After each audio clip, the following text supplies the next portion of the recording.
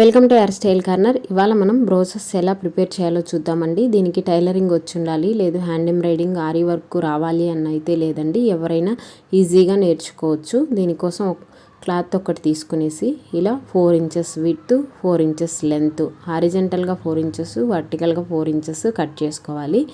మీరు net cloth ఉన్నా కూడా యూస్ చేయండి. మనం నార్మల్గా ఇంట్లో ఉన్న వాటితోనే ఇలా ప్రిపేర్ చేసుకోవచ్చండి. టైలరింగ్ చేసేటప్పుడు ఏదైనా మనకి క్లాత్వి మిగిలి ఉంటాయి కదా, ఆ క్లాత్తో ఇలా మనం 4 ఇంచెస్ 6 లేదా 5 పీసెస్ని ఇలా రెడీ చేసుకుందాం. ఇప్పుడు దీన్ని ఇలా ఫోల్డ్ చేసుకోవాలండి. ట్రయాంగిల్ షేప్లో మనం మళ్ళీ దీన్ని ఇలా ఫోల్డ్ చేయాలి. సమోసా షేప్లో ఇలా ఫోల్డ్ చేసుకునేసి ఇక్కడ ఎక్సెస్ క్లాత్ ఉంటే కనుక కట్ చేసుకునేసేయాలి. మనం ఇంట్లో ఉన్నటువంటి హెమ్మింగ్ నీడిల్ ఉంటుంది కదా, స్వింగ్ థ్రెడ్ తీసుకొని నీడిల్కి ఎక్కించుకునేసి ఇలా ఫోల్డ్ చేసుకున్న క్లాత్ని మనం రన్నింగ్ స్టిచ్ అనేది వేసేసుకుంటూ వచ్చేసేయాలి. ఇప్పుడు ఎక్సెస్ క్లాత్ ఉంటే సిజర్ తీసుకొని కట్ చేసుకునేసేయండి. లేదు మేము కరెక్ట్గా కట్ చేసుకున్నాము, ఎక్సెస్ క్లాత్ లేదు అంటే డైరెక్ట్గా స్టిచ్ అనేది వేసేసుకునేయచ్చు అనమాట.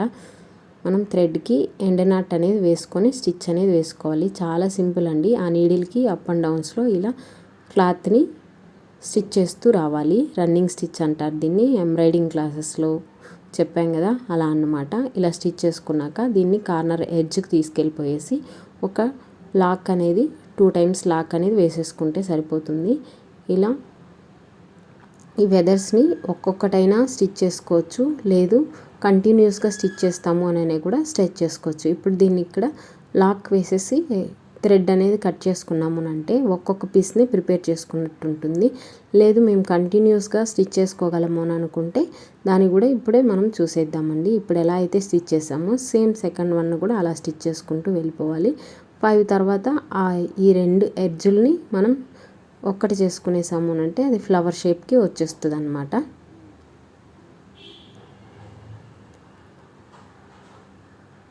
ఇలా మనం కలర్ఫుల్గా ఉండేదిగా ఫ్రాక్స్కి లేదా మనం ఫ్రాక్స్కి పిల్లల ఫ్రాక్స్కి వేసామంటే చాలా బాగుంటుందండి. అలాగే బ్లౌజ్కి హ్యాండ్స్ దగ్గర, నెక్స్ట్ అలాగే దీన్ని క్లిప్స్, పప్పీ క్లిప్స్ వస్తాయి కదా, హెయిర్ బ్యాండ్స్కి కూడా యూస్ చేసుకోవచ్చు. మళ్ళీ ఒకసారి ఫోల్డింగ్ ఎక్స్ప్లెయిన్ చేస్తాను చూడండి. ఈ ఎడ్జెస్ ఉన్నాయి కదా, అవి ఇలా ఎడ్జ్కి ఆ ట్రయాంగిల్ షేప్లో ఫోల్డ్ చేసుకొని దాన్ని మళ్ళీ ఒకసారి ఫోల్డ్ చేయాలి. సమోసా షేప్ అనమాట. ఇలా ఉంటుంది కదా, థ్రెడ్ నీడిల్ తీసుకునేసి ఇలా అప్ అండ్ డౌన్స్లో స్టిచ్ అనేది వేసుకుంటూ రావాలి. దీన్ని రన్నింగ్ స్టిచ్ అంటారండి.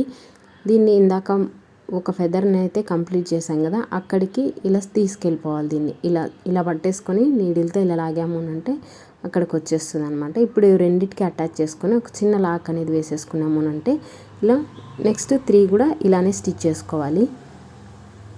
అంతే అండి. ఆల్మోస్ట్ ఇది మీకు అర్థమైందని అనుకుంటున్నాను. ఇలా 2తో కూడా మనం పప్పీ క్లిప్స్కి, హెయిర్ బ్యాండ్స్కి దీన్ని యూస్ చేయొచ్చు. ఈ 2నే ఉన్నాయి అనుకుంటే కింద కుందన్స్ లేదా ఏదైనా బీడ్స్ని గమ్మేసి అంటించుకోవచ్చు, లేదంటే స్టిచ్ చేసేటైతే స్టిచ్ అయినా చేసేసుకునేయచ్చు. ఇది పప్పీ క్లిప్స్కి కానీ, క్లిప్స్కి కానీ, లేదు హెయిర్ బ్యాండ్స్కి కానీ ఇలా 2 కూడా యూస్ చేస్తారనమాట. చూసారా, ఇప్పుడు ఎక్సెస్ క్లాత్ని కట్ చేసుకునేసి రిమైనింగ్ 3 వెదర్స్ని కూడా స్టిచ్ చేసేసుకుందాం. అవి స్టిచ్ చేసిన తర్వాత అటాచ్మెంట్ ఎలా చేయాలి అనేసి చూసేద్దామండి. ఇప్పుడు దీనికి ఇక్కడ కుందన్స్ లేదా షుగర్ బీడ్స్ ఏదైనా మీకు నచ్చినవి ఇక్కడ అటాచ్ చేసుకునేసి ఇలా గమ్మేసైనా అంటించుకోవచ్చు, లేదా స్టిచ్చింగ్ అయినా చేసేసుకోవచ్చు. రిమైనింగ్ 3 ఫెదర్స్ని కూడా స్టిచ్ ఇలా అటాచ్ చేసుకునేసేయాలి. ఇది చాలా సింపుల్. 1 కంటే మనం కంటిన్యూస్గా స్టిచ్ చేసాము అంటే బాగుంటుందండి. ఇలా బ్రోచెస్ కూడా నేను అప్పుడప్పుడు అప్లోడ్ చేస్తూ ఉంటానండి. చాలా సింపుల్గా నేర్చుకోవచ్చు. ఇలాగే నెక్స్ట్ వచ్చేసి మనం ఈ బ్రోచెస్ని వచ్చేసి ఫ్రాక్స్ పైన వేసామనంటే పిల్లలు కూడా చాలా ఎగ్జైట్గా ఉంటారు. నెక్స్ట్ చాలా సింపుల్ కాబట్టి వాళ్ళకి నచ్చిన కలర్స్ని స్టిచ్ చేసి ఇచ్చాము అంటే చాలా హ్యాపీగా ఉంటారండి. ఇలా 1 to 5 ఉన్నాయి కదా, ఇవి రెండింటిని ఇక్కడ అటాచ్ చేసేసుకునేసేయాలి. బ్యాక్ సైడ్ ఇలా తిప్పేసుకొని ఇక్కడ అటాచ్ చేసాము అంటే ఒక ఫ్లవర్ అనేది ఫామ్ అయిపోతుంది అనమాట. దీన్నే ఇంకా స్మాల్ సైజెస్ తీసుకొని స్టిచ్ చేసుకొని దీని మీద ఇంకొక ఫ్లవర్ కూడా వేసేసుకునేయచ్చు. అది కూడా బాగుంటుందండి. ఇక్కడ ఈ పైన వేసామనంటే చూసారా ఇలా వస్తుంది. ఈ పైన కూడా చిన్న చిన్నవిగా ప్రిపేర్ చేసుకొని స్టిచ్ చేసుకోవచ్చు. ఇక్కడ నేను కుందన్స్ అయితే తీసుకున్నానండి. గ్లూ అప్లై చేయట్లేదు, దీనికి ఆల్రెడీ హోల్స్ ఉన్నాయి కాబట్టి నేను నీడిల్తోనే స్టిచ్ చేసేస్తున్నాను. మనం గ్లూ అప్లై చేసాము అంటే కొన్ని గ్లూ అప్లై చేసిన తర్వాత కొన్ని రోజులకు ఊడిపోతాయండి. ఇలా స్టిచ్ చేసాము అంటే మనకు స్ట్రాంగ్గా ఉంటాయి అన్నమాట. మనం నార్మల్గా మన వీడియోలో చెప్తూనే ఉంటాం కదండి, క్లాత్ చిరిగిపోయినా మనం వేసిన స్టిచ్ అనేది చిరిగిపోకూడదు. అది ఆరీ వర్క్ అయినా, హ్యాండ్ ఎంబ్రాయిడింగ్ అయినా, నెక్స్ట్ అలాగే మిషన్ స్టిచ్ అయినా, స్వింగ్ స్టిచ్ అయినా కూడా అండి. ఇప్పుడు నేను 4mm బీడ్స్ తీసుకొని స్టిచ్ అనేది వేస్తూ ఉన్నాను. ఇక్కడ అవుట్లైన్ ఇలా వేసాము అంటే ఈ మనం స్టిచ్ చేసినటువంటి ఈ క్లాత్, ఈ పోగులు కనిపివన్నమాట, కవర్ అయిపోతాయి. మీకు షుగర్ బీడ్స్, స్టోన్ చైన్ వస్తుంది కదా, అదైనా కానీ మీకు నచ్చిన ఇక్కడ మెటీరియల్ని మీరు యూస్ చేసుకోవచ్చు. మీ దగ్గర ఉన్నదాన్ని బట్టి మీరు యూస్ చేసుకోవచ్చు. లేదు నా దగ్గర ఏ మెటీరియల్ లేదు అని అనుకునే వాళ్ళు ఇదే, ఇప్పుడు నేను ఇక్కడ ఫ్లవర్ ఎలా చెప్పానో అలానే పింక్ కలర్ లేదా బ్లూ కలర్ అలా క్లాత్ తీసుకొని ఇంకా స్మాల్ సైజు స్టిచ్ చేసుకున్నారు అంటే ఒక ఫ్లవర్ లాగా ఫామ్ అవుతుంది. చూసేకి కూడా బాగుంటుంది, మీకు ఈజీ అవుతుందండి. దానికోసం చెప్తున్నాను. నెక్స్ట్ ఈ బీడ్స్ కంప్లీట్ అయిపోనిచ్చి మీరు ఇంకా ఏదైనా కూడా యాడ్ చేసుకోవచ్చు. ఇక్కడ ఆల్మోస్ట్ ఇదైతే కవర్ అయిపోయింది. చూసారా, ఈ బీడ్సే కవర్ అయిపోయాయండి. నేను కొద్దిగా వైట్వి పూసల్ని స్టిచ్ చేస్తున్నానండి. ఇక్కడ చూసారా ఇలా వస్తుంది. ఇప్పుడు వైట్ పూసల్ని స్టిచ్ చేసేసాము అంటే సరిపోతుంది, లేదా గ్లూ అప్లై చేసైనా మీరు అంటించుకోవచ్చు అనమాట. చాలా సింపుల్ అండి. ఇలాంటి మరిన్ని వీడియోస్కి మన ఛానల్ని ఫాలో అవ్వండి. ఇక్కడ చూసారా, వైట్ పూసల్ని నేను ఒకేసారి స్టిచ్ చేస్తున్నాను. 2 స్టిచ్ చేయకుండా ఇలా రౌండ్కి ఎన్ని అయితే పడతాయో అన్ని ఇలా స్టిచ్ చేసుకునేసి అక్కడక్కడ లాక్ అనేది వేసాము అంటే సరిపోతుంది అన్నమాట. ఇలాంటి మరిన్ని వీడియోస్ కోసం మన ఛానల్ని లైక్ చేసి, షేర్ చేసి, సబ్స్క్రైబ్ చేసుకోండి. నెక్స్ట్ అలాగే ఆరీ వర్క్ ఎవరైనా నేర్చుకోవాలి అని అనుకుంటే నేను డిస్క్రిప్షన్లో వాట్సాప్ గ్రూప్ లింక్ ఇస్తానండి, జాయిన్ అవ్వచ్చు. జాయినింగ్ ఫీజ్ డీటెయిల్స్ అని నేను ఇన్ఫామ్ చేస్తాను. చాలా సింపుల్గా బేసిక్ టు అడ్వాన్స్ లెవెల్ వరకు పిన్ టు పిన్ క్లియర్గా ఎక్స్ప్లెయిన్ చేస్తూ ఉన్నానండి. మొత్తం ఇలా స్టిచ్ చేసేసుకున్న తర్వాత దీనికి హ్యాంగింగ్ కూడా మనం పెట్టుకోవచ్చు అనమాట, చాలా బాగుంటాయి. అదే బీడ్స్ లేకుంటే క్యూబ్ టైప్ వస్తాయి కదా, 1 ఇంచ్ క్యూబ్స్, అవి కూడా యూస్ చేయొచ్చు.